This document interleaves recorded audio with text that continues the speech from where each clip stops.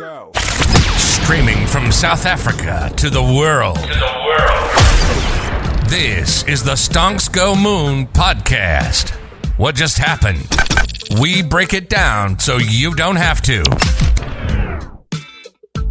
Welcome everyone to the Stonks Go Moon podcast. My guest today, Bidani. She is a conversion copywriter and, in my personal opinion, my favorite one on LinkedIn. Eden, how are you?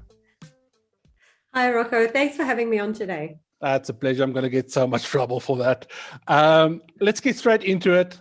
Not many people know this, but when financial funds launch, they typically hire the best marketing and salespeople that they can find. And we've seen a lot of funds from SPAC funds and ETFs and crypto funds launch this year.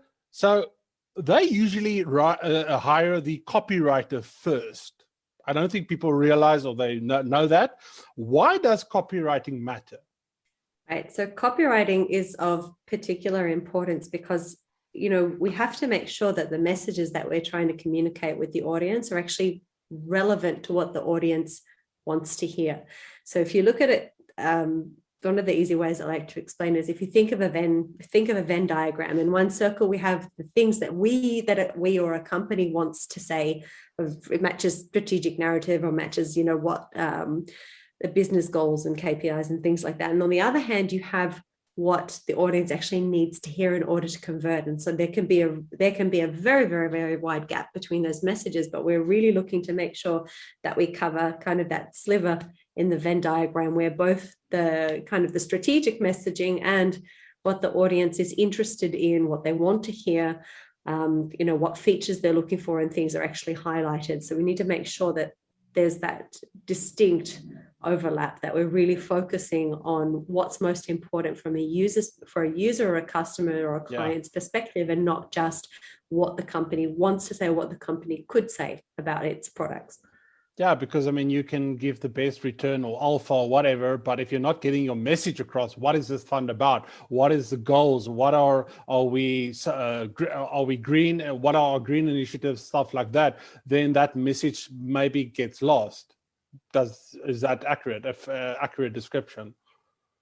Yeah, absolutely. So the thing, when we're online, people consume information in a very different way than if you're having a face-to-face chat, or if you're, or if they're in a presentation or something. So people have control. Yeah, absolutely. So people have control over the way over the information that they want to read. So they will not land on a web page and start reading from top to bottom. They'll often land on a web page, scroll to parts or a headline that looks most interesting to them, or they'll scroll to the bottom and look at the price or look at stats. Then they'll scroll back up and maybe start reading different sections. They probably won't read it in the order we want them to. Sometimes they do, but often they don't. And it's really fascinating. So we have to make sure that all the right pieces of information are there. So that they're able to get the pieces of information, get the full perspective, in as quickly and as easily as possible. So that brings me to my next point, because I didn't know there was different types of copywriting, right? And you are a conversion copywriter. So yes. How is that different from normal copywriting?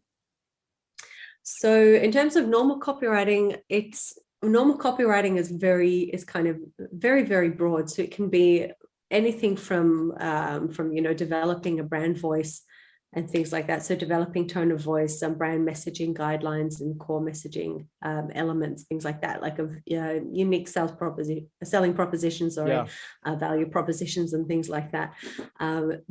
Work. And there's also creative copywriting, which is more artistic.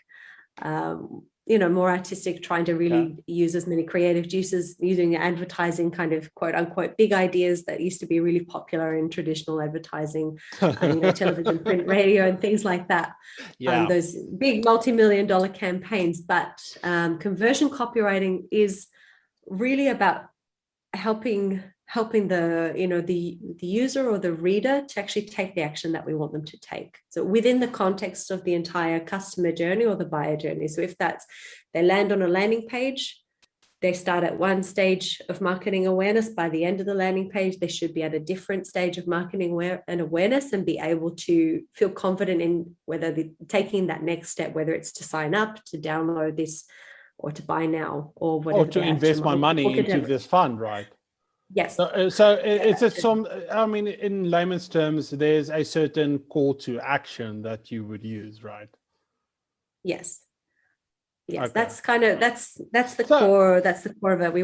We know with every piece of copy, we're looking to have see some sort of change in the user by the end of it, by the time they've finished interacting or engaging with a piece of copy. That's really interesting. So I would equate it to being a doctor and then specializing, let's say, being a neurosurgeon. So if you want to go into general copywriting and then sort of find your niche from there.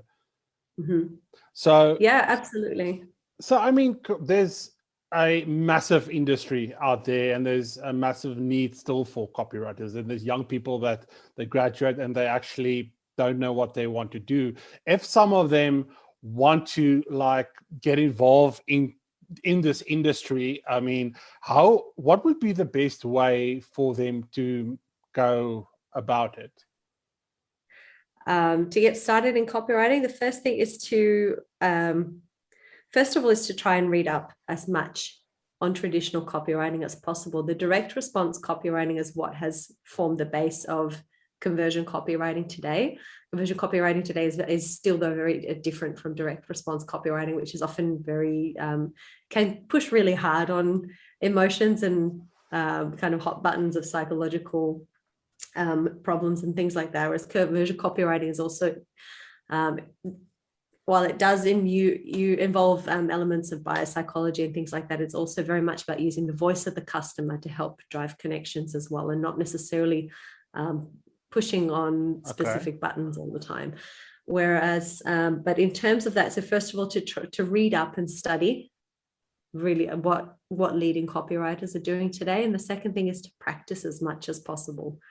So to practice. I think it's not it's not the fun or easy advice, but I mean, even if you write 200 to 300 words a day, every day for a month, the difference in the writing from day 1 to day 30 is enormous. So it's, it's just the process of getting those thoughts out of your head and, through the keyboard and onto the page.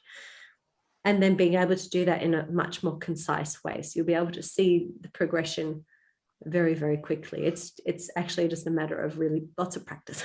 Yeah, so 200 to 300 words a day for 30 days. That's a brilliant challenge. I think I'm going to take that up. Who do I use as a sounding board? Because I always think, oh, this writing is amazing. And to be honest, then it sucks. It's not like your mother reads it and say, oh, this is beautiful. Or your wife goes, yes, I love this. Where do you find that sounding board? Because it's as a professional, you need to grow. I mean, I always say you need someone to tell you the hard truth. There's no sugarcoating it, whatever. And then actionable advice and, criticism that you can actually, use and perfect your craft. Where do you go for that sounding board? Yeah, so there are quite a few good Facebook groups that are very open to, like peer review Facebook and Slack groups. That's I think where they do so they do peer review of, peer review of each other's work and things like that. Or you can always find an accountability person, like an accountability buddy who is also going on the same journey, and then you can take turns reviewing or critiquing each other's work. That's also something great. But having a community or a couple of people that you can interact with, first of all, it's great to have someone who's also going through a similar journey or who has further experience in copywriting. The mentoring aspect in copywriting is huge. It's one of those skills that does kind of need mentoring and guidance at some point during the career. At the same time, the best way being though is to ask your customers, is to ask your audience. It's to try and get audience or your customer feedback on the copywriting and say, what do you think of this?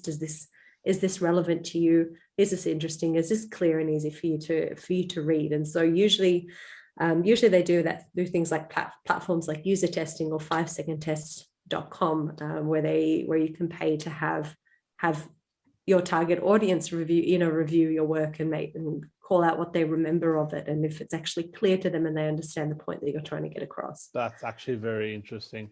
Before I leave you, did COVID actually change the copywriting trend, or did it just basically enforce what was already there? Interesting. That's a good question. It's a loaded question. I feel it's so I think it pretty much just has enforced what was already there. I think copywriting, it's one of those things like plumbing. I think Love it. I love that analogy. I know exactly what you mean, and I know exactly where you're going with it. And I love that. It's as old as time, and it's something that's going to be in demand going forwards. Because in my opinion, it's not something that AI can duplicate or replicate. It's that human emotions and touching on the human emotions. Even for our fans and listeners, I just called them our listeners, fans. Where can they find you if they want to link up with you? And what are some projects maybe that you're busy with that you can enlighten us with?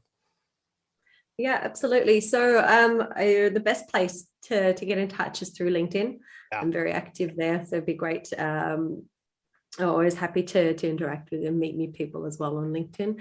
In terms of projects, quite a few website copywriting projects these days.